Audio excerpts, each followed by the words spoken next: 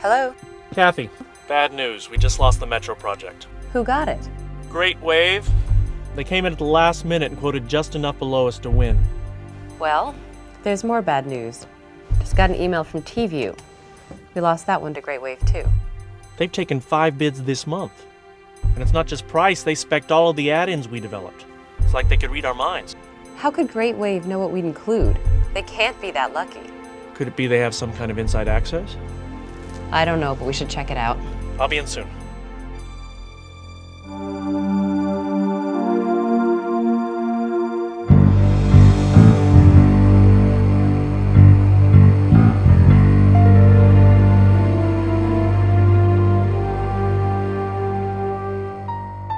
Great Wave must have some kind of access to our internal memos, email, and research data. Something's changed. They've never been a competitive factor before. Could one of our own people be feeding them information?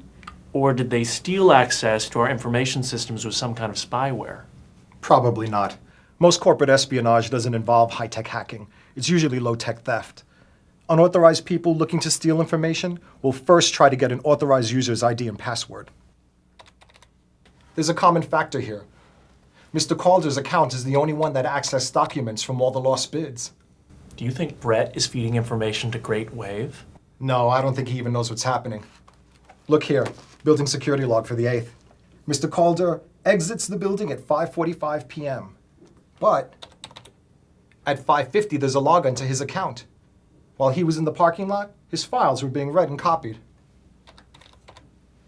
6:02, the intruder logs off. In only 12 minutes, they opened up his newest documents and they read his email. Very efficient. They've been there before. Either he was logged on while he was driving home. Or someone has Brett's password.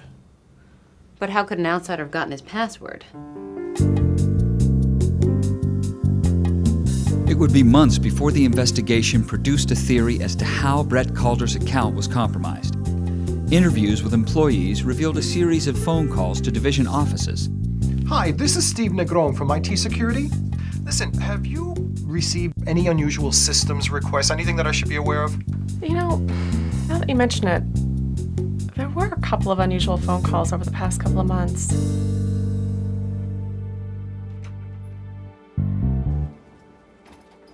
I don't think anyone saw us. Thieves looking for ways to invade your information systems will work the phones, collecting seemingly unimportant details that can be pieced together into something very important. The thieves had used the tactic of social engineering to gain network access. So a new journal subscription would have to be approved by Brett Calder. He's a researcher. The senior researcher. Okay. Got it. I'm calling Mr. Calder about an opening in research. Oh, he's at 2385. Okay, I'll call one of his assistants first. Alicia at 2387 or... No access, huh? He forgot his new password? Well, I'm sure you keep a list in case of an emergency, right? Oh, Alicia has the list. Well, that's good. Well, nice talk. Return the next Friday. Great. Oh, that's nice he gets to see his brother. Well, nice talking to you. Bye. Thanks to employees who believed they were just helping a colleague, these thieves now know when Brett Calder will be out of town, that he can't access his account on the road, and that Alicia has a password list for emergencies. Now all they have to do is create an emergency. Alicia Stone. Hi, this is Brenda Calder. I'm Brett Calder's sister-in-law. Oh, hi. Did Brett get to stop by? He did, but he needs some help and he asked me to give you a call. He's come down with the flu or something. Oh, I hope it's not serious. Oh, no, not at all. Oh, good. How can I help? Brett has this report he has to finish and he forgot his new password. He said you keep a list for emergencies. I do keep one for emergencies. Is Brett there now? Sure, I'll get him. Gee, I don't think he can really talk right now. Will you be there later? No, I'm leaving for the weekend. Oh. Brett said he's visiting Seaway Lines Monday morning and he really needs to walk in with that report. Well, I guess Brett does need this. Got a pencil? Yeah. His password is EWKU +347. 347. Got it. Tell Brett I hope he gets better soon. Thanks, Alicia. I will. Well, that was easy. Brenda and her accomplice were ready to exploit any access they could get. They logged on and started downloading immediately. By stealing a phone line, these two con artists had a connection that couldn't be traced to them. For weeks, they stole Brett's documents and read his email. Brett had no idea that his files had been accessed. It's only natural to trust callers who represent themselves as associates, family members, or customers, but the voice at the other end of the line could be anybody. It's easy to get names and other facts about your organization. A successful con artist always weaves in elements of truth to make their story more believable. How do you know if you're the target of an information thief? The first warning sign is an unusually urgent request. This may be an attempt to rush you into revealing more than you normally would. The caller or visitor may try to intimidate you by invoking the name of one of your superiors. They may tell you you're having system problems and offer to help, or ask for your help with a problem. How should you handle an unusual call? If something about the caller seems wrong, assume it is wrong. If you're uncomfortable, end the call. Don't violate policy to help a friend or associate. Only disclose appropriate information. These thieves were given a lot of help over the phone. If you receive an unusual call, report it. Your password is your first line of defense, and it must be chosen with care. If a password is associated with you, it may be easily guessed. Here, small talk gave a thief what he needed to know. Hey, Phil! Jean, hi. Seems like the only time I ever run into you is at a conference. How have you been? Doing pretty good. How about you? Great. How's the family? The boys, Matt and... Colin. The boys are great. Are you guys still into sailing? Yeah, wouldn't miss a weekend on the water. We just bought a new boat, named it Endeavor. It's good that you get to spend time with Every your boys. word they said was being noted by the man sitting on the couch. This spy's not there by coincidence. Excuse me. He attends every professional event he can. Phil Carr? Yeah, hi, Dave. What's up? Now, look in the Project Stingray directory. My comparison's named All Patents Won. Right. Okay. Bye. Sorry. Is that about your new product? Yeah. I hear the team's gonna have big news next week. Oh, not for a couple of months. Still working on the patent application. Good.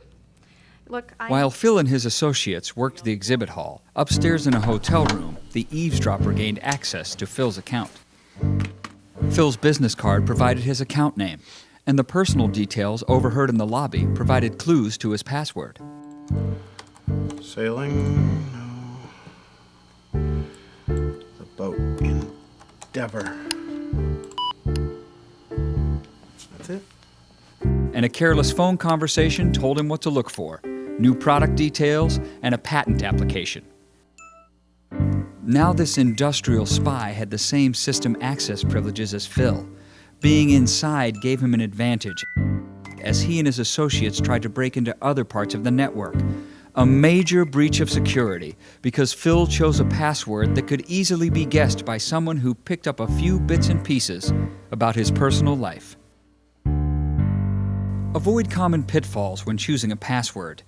Don't use information like family names, a sport, or hobbies. A password that can be associated with you can be guessed. If your password can be found in a dictionary, a computer can crack it in less than 30 seconds. If you use a few words, it may take hours. If you follow the password selection guidelines, it could take 100 years. Don't use real words in any language, simple groups like 1, 2, 3, 4, or your own name. What should you use? Use the longest random character password that your system allows. How do you make a random character password memorable? One way is to base it on an expression. For example, don't put all your eggs in one basket. Use the first letter of each word in that phrase and substitute the numeral 1 for the word 1. Your password will be DPAYEI1B. It's easy to remember, and it doesn't spell anything, say anything, or mean anything, except to you.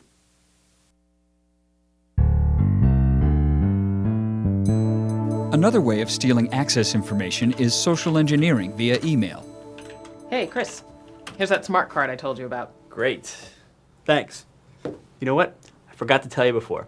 I got your virus alert email that you sent yesterday, and I went to the new virus removal webpage. Good idea. What are you talking about? We didn't issue a virus alert, and there's no virus removal page. Well, I received an alert. All I had to do was log on with my name and my password, and the virus was removed. We never sent that message, and we'd never ask for your password like that. Did you enter it? Well, yeah. You did this yesterday. Why? It's a bogus email and a fake web page. Someone's collecting passwords, and now they have yours. Well, they're not going to find anything secret in my files. It's not just your files they're after, it's our network. We'll have to disable your access. We'll check the log and see if an attack has been launched using your account. I'll call you later. Information thieves will craft authentic-looking email messages and web pages, hoping to trick unsuspecting users. Don't respond to unfamiliar messages, even if they look authentic. Verify the legitimacy of online forms before you input sensitive information. Report any unusual incidents to your security department. Be especially wary if you're asked for your password, even by one of your coworkers.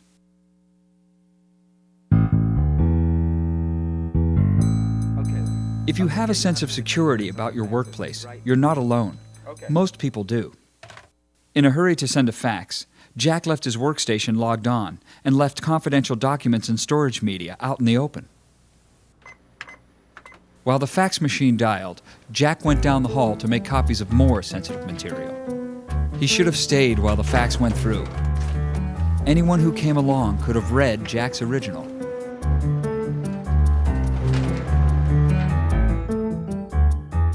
Minutes after Jack left his workstation, someone passing by snuck in, printed the document Jack was working on,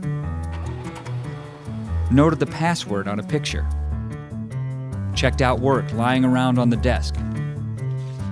Meanwhile, Jack's copies were too dark, so he made new ones and dumped the rejects in the recycling bin.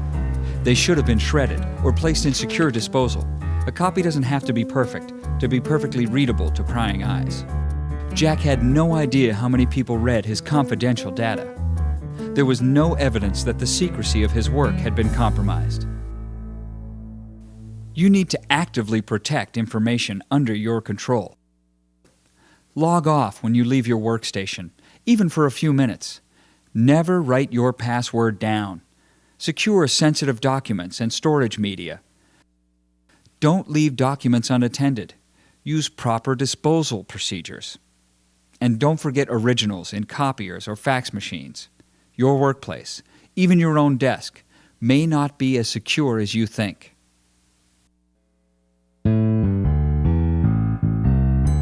Information thieves can target you anywhere. Greg stops here for coffee every morning, a regular. This cafe also provides wireless internet access, so Greg can check his email, correspond with clients, and pay his bills. Another patron is here for more than cappuccino. She's picked up on Greg's daily habits and is here to steal his identity. Greg could be exposing sensitive information to anyone looking over his shoulder, but he's even more open to exposure by using a public wireless network. Anyone in range using sniffer software could intercept Greg's email messages, confidential information about his clients, and possibly his login name and password. Today, Greg updated the billing information on a personal online account. That information was intercepted.